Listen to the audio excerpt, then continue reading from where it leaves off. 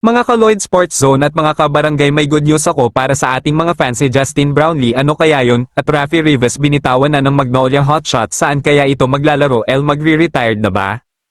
Bago tayo magsimula, huwag kalimutang mag-subscribe at like para lagi kang updated sa mga latest upload natin. Salamat! Raffy Rivas binitawan na ng Magnolia Hotshot, saan naman kaya ito pupunta? Binitawan na ng Magnolia Management ang kanilang pinaka-veteran player na si Raffy Rivas para magkaroon ng bakante sa kanilang rosters. Si Rivas ay naglalaro na ng pang-22 season sa PBA para siya ang maging pinakamatagal na naglalaro sa PBA. Madami na ring napaglaruan na koponan si Rivas sa PBA tulad ng Barangay Ginebra San Miguel at Coca-Cola Tigers, at si Rivas ay napunta sa Pure Foods franchise noong 2010.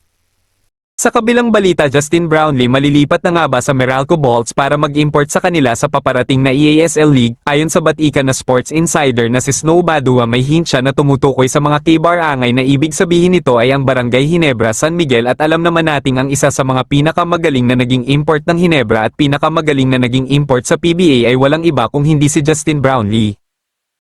Makakasama ni Justin Brownlee ang Meralco Bolts sa paparating na EASL para magtangka na maiuwi ang championship para sa bansa natin, at makakasama niya dito ang kanyang Gilas Pilipinas teammate at Meralco superstars na si Chris Newsom at ang iba pang top caliber players ng Meralco Bolts.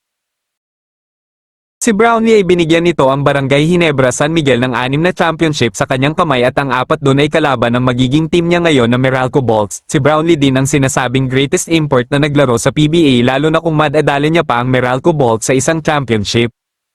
Kayo mga ka-Lloyd Sports Zone, sa tingin nyo matulungan kaya ni Justin Brownlee ang Meralco Bolts sa mag-champion sa EASL League? Bago matapos ang ating video, huwag kalimutang mag-like at subscribe para lagi kang updated sa mga latest upload natin. Salamat!